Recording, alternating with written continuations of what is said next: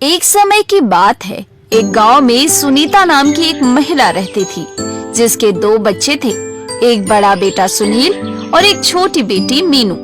सुनीता के पति का एक हादसे में देहांत हो गया था। उसके बाद उसने अकेले ही अपने बच्चों का पालन पोषण किया। वहीं दोनों भाई बहनों में बहुत प्रेम था। दोनों बचपन से ही एक साथ रहते थे। उनका खाना पीना, खेलना कूदना सब एक साथ ही था। देखते देखते समय बीतता गया। दोनों भाई बहन बड़े हो गए। सुनील फौज में भर्ती की तैयारी में लगा हुआ था। वो रोज सुबह दौड़ मारने जाता, कसरत करता, मेहनत करता। सालों के परिश्रम के बाद एक दिन सुनील की मेहनत रंग लाई। आखिरकार सुनील की भर्ती भारतीय फौज में हो गई।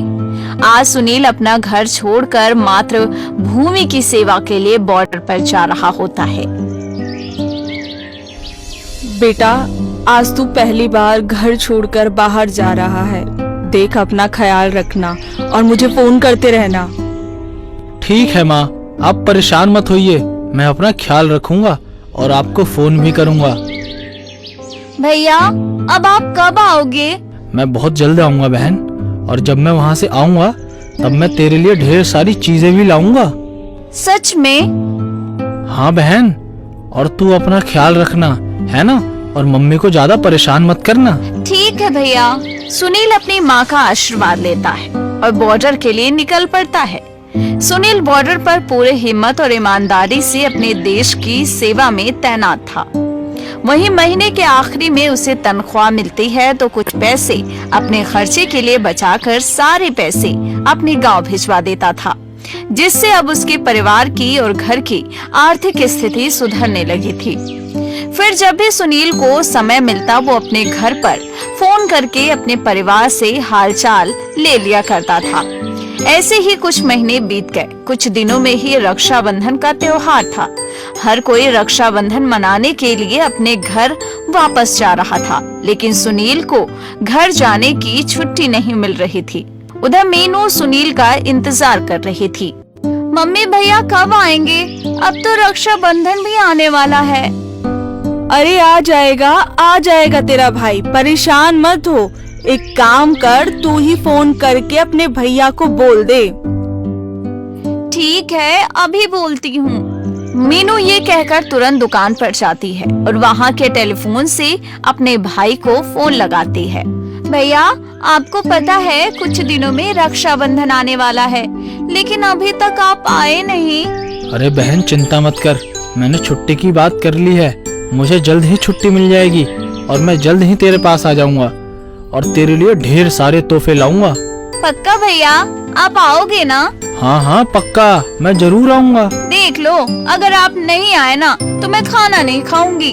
अरे ये क्या बात है?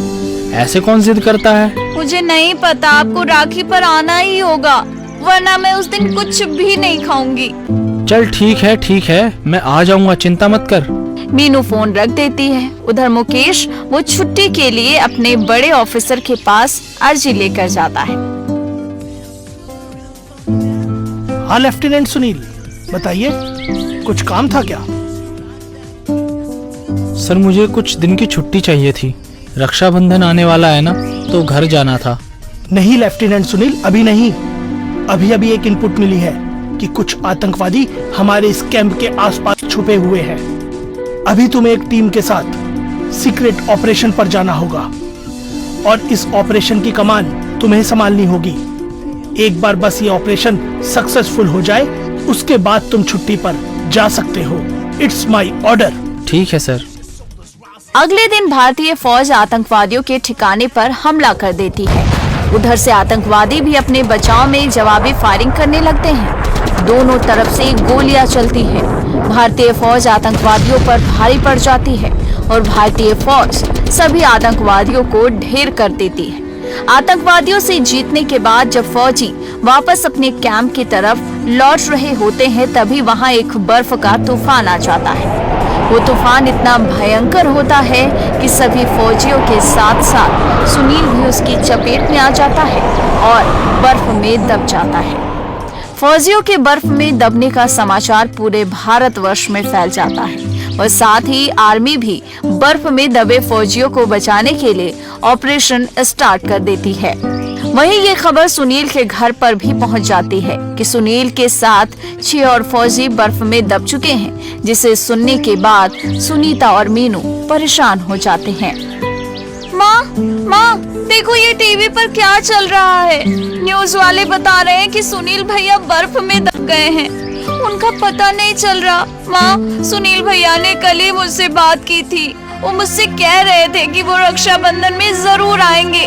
माँ, वो आएंगे ना? बोलो ना माँ, बोलो। हाँ बेटा, हमारा सुनील सुरक्षित घर आएगा, तू चिंता मत कर। आर्मी उन्हें बर्फ से निकालने में लगी हुई है, वो जरूर घर वापस आएगा, तू हिम्मत मत हार।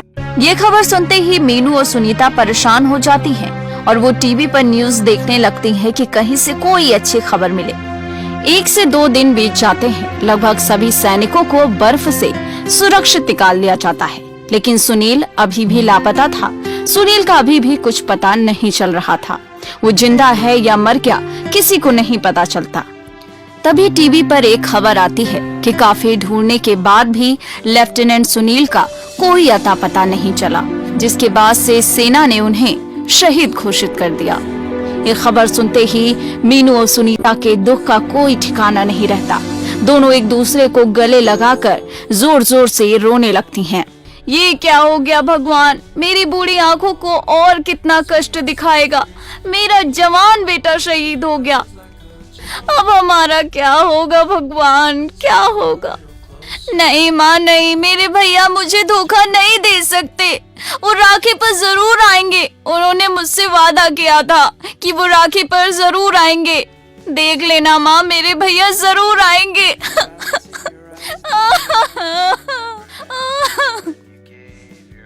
नहीं मीनू, नहीं, अब तेरा भैया नहीं आएगा, अब हमारा सुनील नहीं रहा। नहीं नहीं माँ, ये कैसी बातें कर रही हो? मेरा भैया जरूर आएगा, मुझे पूरा विश्वास है।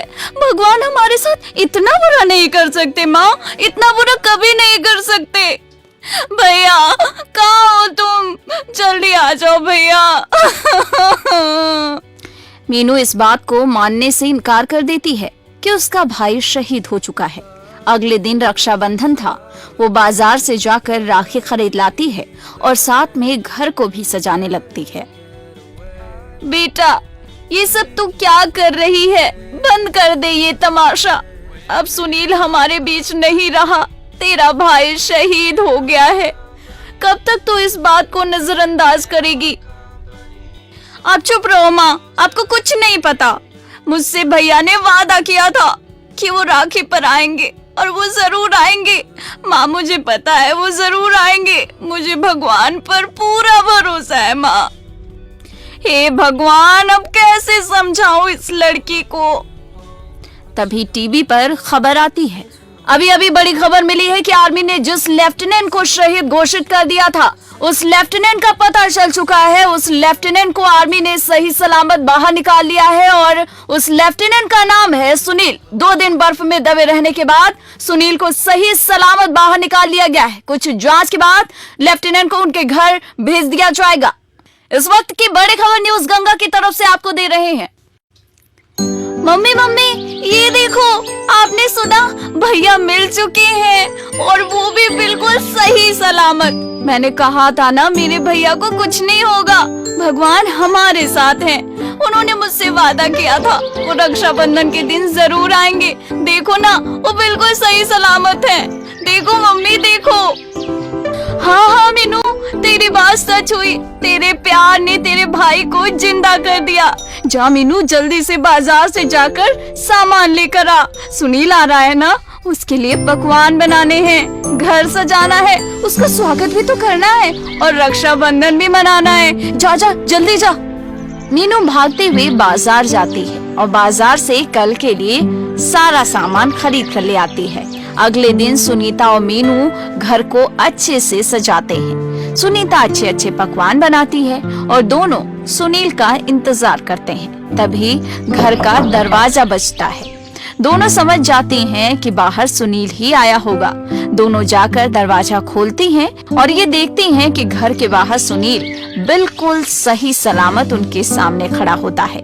सुनील को देख दोनों की आंखें भर आती हैं। सुनील अपनी माँ के पैर छूता है तो मीनू सुनील को गले लगाती है। भैया आप आ गए, हम तो बहुत डर गए थे। अरे मीनू, मैंने तुझसे वादा किया था तो मैं कैसे नहीं आता। बस मुझे माफ कर दे कि मैं तेरे लिए तोहफे नहीं ला पाया। भैया आप आ गए हैं, इससे बड़ा तोहफा हमारे लिए कुछ नहीं होगा। हाँ बेटा, हमने तो उम्मीद ही छोड़ दी थी, लेकिन भगवान ने हमारी सुन ली और तुझे बिल्कुल सही सलामत घर पहुंचा दिया। भैया देखो, आपके आने की खुशी में हमने पूरे घर को सजा दिया है और आपके लिए स्वादिष्ट पकवान भी बनाए हैं। चलो अंदर चलो। इसके बाद सुनील अपने घर में जाता है। मीनू अपने भाई को बिठाती है और उसको राखी बांधती है। फिर सुनील मीनू को अपने हाथों से आशीर्वाद देता है और उसके बाद सभी मिलकर पकवान खाते हैं और रक्षाबंधन का त्योहार मनाते हैं।